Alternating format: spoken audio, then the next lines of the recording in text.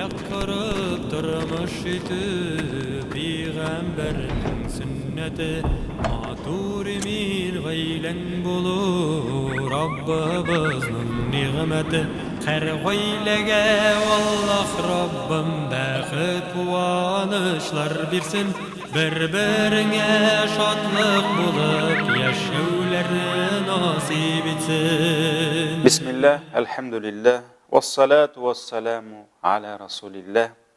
Assalamu alaikum aziz din kardeşlerim.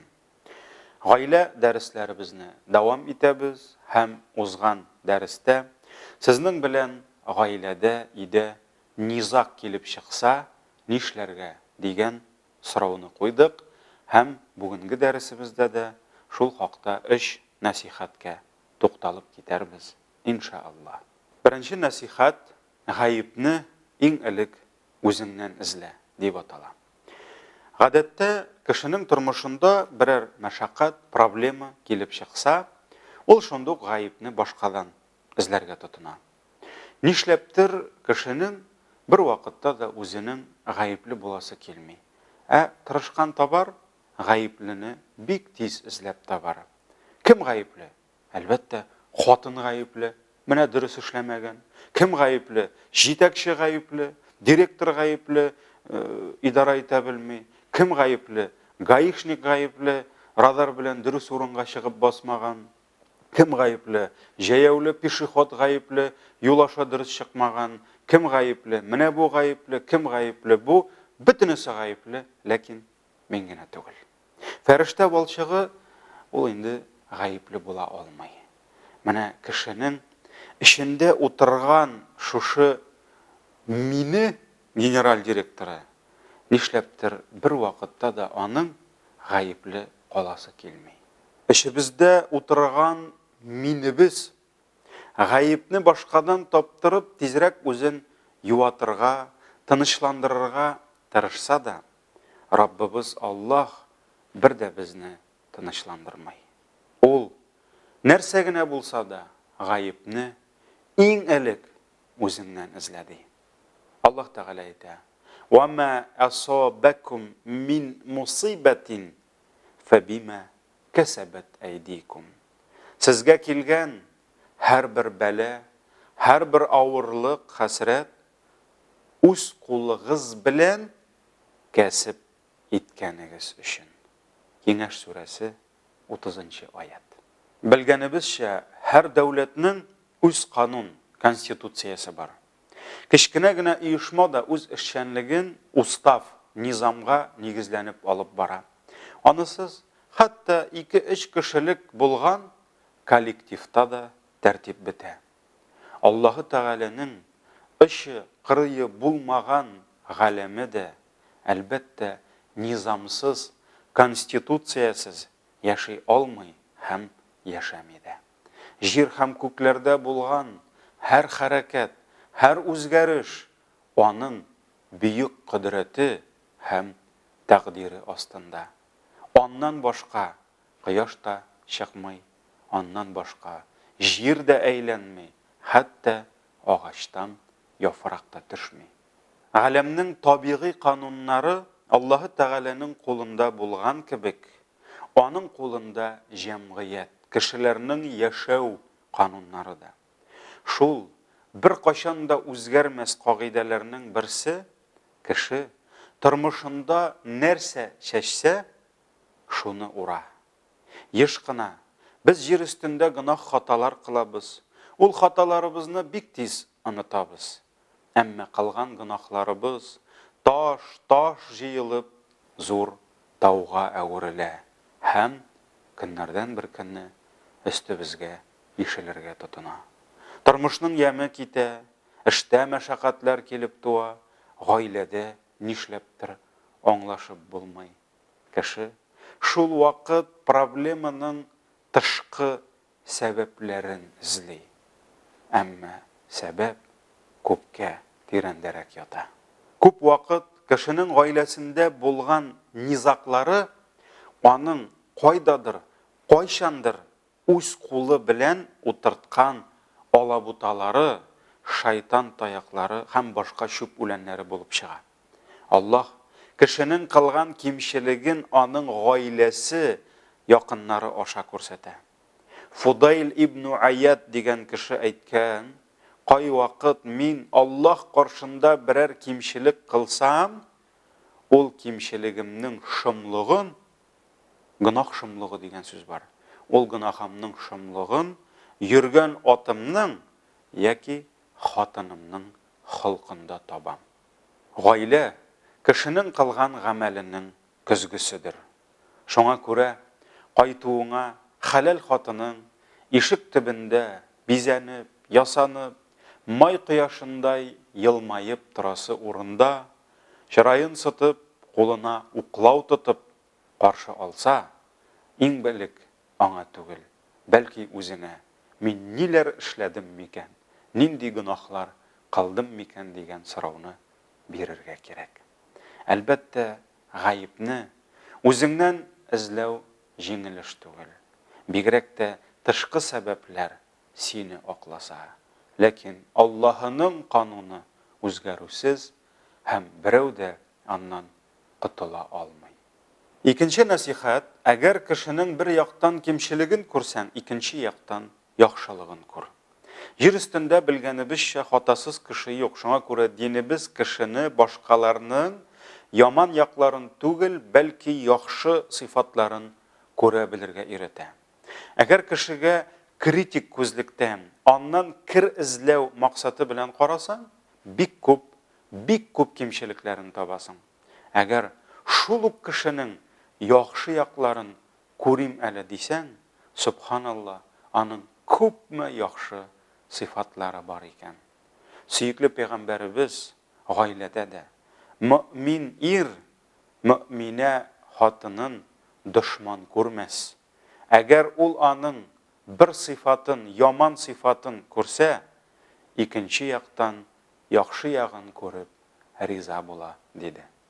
Кай вакыт хәләл җефетеңнең күзгә кирип торган кимчелекләре, уңмаган яклары күңелеңне төшерсә дә, аның булган якларын да күреп, күңелне күтәрә белергә кирәк. Кешенең яхшы якларын күреп, шуңа куана белү, ул бөтен кешегә дә андый нәрсә татымый.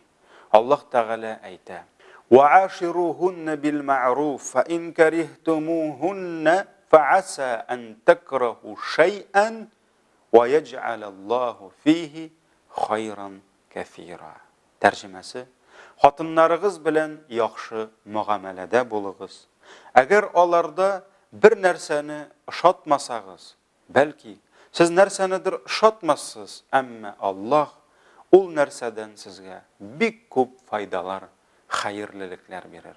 Хатыннар сүрәсе 19-нчы аят. Кайбер кешеләр каршыларында булган хәрабәләрне күреп киенәләр, әмма шул җимерекләр артында балкып торучы, зиннәтле, зур сарайларны күреп сөенә белмиләр. Тормышта җитмәгән нәрсәләр күп була, әмма шатланырдай булганнары да Аллаһка шөкер җитә. Фудайл ибн Аят сөйләвенчә, алар заманында зур бер имам, хөрмәтле галим Әбу Бәкр ибн Әл-Лубад дигән кеше яши. Нишлисең, Аллаһ Тәгалә ул галимне әдәпсез бер хатын белән сыный. Ул хатын иренә гел теләсә нинди сүзләр әйтеп, аны рәнҗетә торган була. Көннәрдән бер көнне хатыны иренә: "Син зиначы" дип бөтен кеше алдында кычкыра. Әлбәттә, бу сүзләрдән галимнең үзе түгел, аның шәкертләре рәнҗи. Һәм алар галим янына килеп: "Әй остазыбыз, бу әдәпсез хатыныңны айырып җибәр. Җир өстендә күпме хәерле, әдәпле хатыннар бар бит", дип насихат кылалар. Шул вакыт сабыр хылыклы остаз үзенең шәкертләренә ни өчен әдәпсез хатынын айырмавының эш сәбәбен аңлата. Күп вакытта яшьләргә сабыр ит инде, түз инде, гаиләне сакларга кирәк бит дип киңәш бирсәң, алар хәтта нигә сабыр итәсен дә белмиләр. Галим беренче сәбәпне әйтә: "Әгәр дә мин хатынымны айырсам, ул бит икенче берәр кешегә кияүгә чыгып, аны интектереп яшәячәк. Әлбәттә, газиз дусларым, мондый дәрәҗәдә галимнәр генә уйлый алалар. Әгәр дә ул үзенә килгән шушы сынаудан баш тартса, ул сынау кардәшенә килергә мөмкин. Ә иман иясе кардәшенә авырлык килүгә сәбәп түгел, киресенчә, аларны авырлыклардан сакларга тырышырга кирәк, тиеш. Шуңа күрә үзеңә теләгәнне кардәшеңә телә, үзеңә теләмәгәнне кардәшләреңә теләмә дип өйрәтә динебез. Икенче сәбәп, бәлки хатынымның явызлыгы сәбәпле Аллаһы Тәгалә мине тагын да зур бәләләрдән саклыйдыр. Чыннан да иманлы кеше үзенә килгән авырлыкларны нигъмәткә әйләндерә белергә тиеш. Бәлки чыннан да хатыны аша килгән сынауларга сабыр итүе белән Аллаһы Тәгалә аны тагын да зур хәсрәтләрдән, бәла-казалардан саклап киләдер. Шуңа күрә кемнеңдер гаиләсендә ире, хатыны белән каршылыклар туу күңелен төшерсә, ул Аллаһка шөкер, ашарга ризыгым бар, Аллаһка шөкер, аяк-кулларым сәламәт, кемдәдер анысы да юк бит дип куана белсә иде. Әбу Бәкр әл-Лүбәт һәр кешенең тормышта үз михнәте була. Һәм хатыным минем михнәтем дип әйтә торган булган. Чыннан да Аллаһы Тәгалә һәр кемгә бирә сынау. Кемгәдер гаиләсендә, хатыны, баласында, кемгәдер саулык сәламәтлегендә, кемнедер фақирлек белән, ачлык, ялангычлык белән сыный, кемнеңдер эштә, дуслары белән килеп чыга. Шуңа күрә бу галим әйтә торган булган, әгәр дә мин Аллаһы Тәгалә миңа җибәргән шушы михнәттән, сынаудан баш тартсам, Аллаһ миңа ул сынауны башка яктан тагын да зур итеп бирер дип куркам. Шуңа күрә мансына инде мин сабыр итәм. Өченче сәбәп. Алим әйтә, иләнгәндә ничә кешедән килеп кызын сорадым, берсе дә бирмәде. Ә аның әтисе Аллаһ ризалыгы өчен миңа үз кызын бирде. Әгәр ул шул вакытта миңа изгелек кылган икән, мин аңа шул изгелеге өчен нәрсә, кызын кире кайтарып түлимме дип әйтә. Чыннан да кеше үзенә карата кылынган изгелеккә изгелек белән кайтарырга тиеш. Әгәр хатынның атасы кайчандыр аның сорауына изгелек белән җавап биргән икән, ул да кардәшенә шуның белән түләргә тиеш. Еш кына яшьләр, ярар холыкларыбыз туры килмәде инде. Бу безнең тормыш, бу безнең хисләр, үзебез ничек телибез, шулай хәл итәбез дип, ике йөрәкне генә түгел, әти-әниләренең дә, әби-бабайларының да, кода-кодагыйларының да күпме кешеләрнең араларын бозып, күпме кешеләрнең язмышларын хәл иткәннәрен кызганыч аңлап бетермиләр. Өченче насихат. Ир хуҗа, хатын кабырга. Гаиләдә һәр кем үз урынын белергә һәм ир булып, хатын булып калырга тиеш. Каршылыклар килеп чыкканда, хатын иренә ярар ул хуҗа бит инде, ул баш бит инде дип юл куйсын. Ир дә йодрыгы белән өстәл тиеп, өйдә кем хуҗа дип кычкырага түгел, бәлки үз хуҗалыгын кайгыртучы, көтүче буларак, хатынына да Аллаһ хакы өчен юл куярга тиеш. Сөйүкле пәйгамбәрбез, хатын кыз кабыргадан яралган һәм синең өчен генә ул бер кайчан да тураймас диде. Ягъни кабырга белгәнебезчә ул кәкере. Әгәр хатын кызның тормышта рәхәтен күрәсең килсә, син аның кәкерелегенә карамый күр инде. Аны турайтырга тотынсаң, сындырырсың. Аны сындыруың талак кылуыңдыр. Әлбәттә, хатын кызны кабырга белән чагыштыру ул аны шундый кәкере зат икәнен күрсәтми. Сөйүкле пәйгамбәрбез бу чагыштыру мисалы белән хатын кызның аның үзенә генә хас булган аның фикерләү сәләтен, аның психологиясын аңлатты. Хатын-кыз bir кайшанда biz ирләр күпме генә теләсәк тә, ул бу дөньяга безнең кебек карамаячак. Ул bir кайшанда безнең кебек уйламаячак, чөнки аның һәр нәрсәгә үз карашы, аның үз дөньясы бар.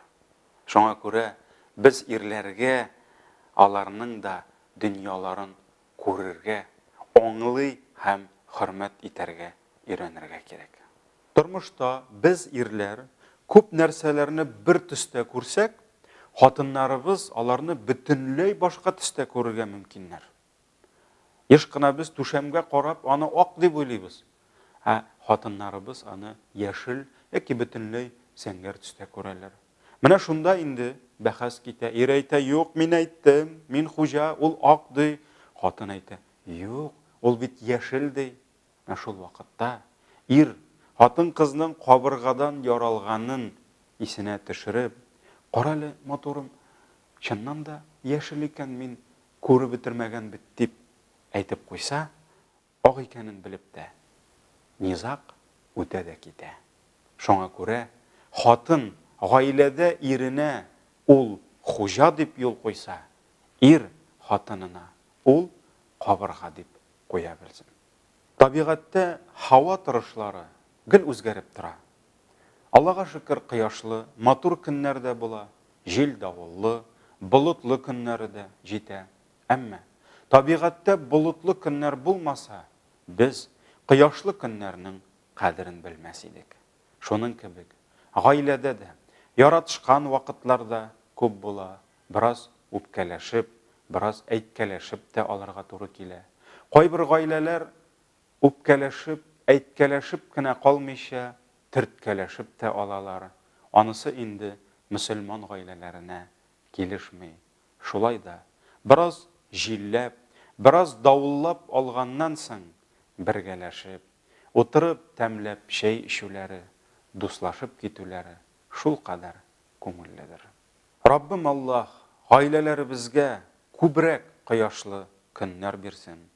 Болытлы көннәрдә сабыр булып, артык күңелне төшермичә, ярар, кояш та чыгар әле дигән өметләрдә яшәүләрне насыйп итсен. Исән, имин булыгыз, гаиләгә Аллаһ Раббым бәхет куанышлар бирсен, бер-береңә шатлык булып яшәүләрне насыйп итсен.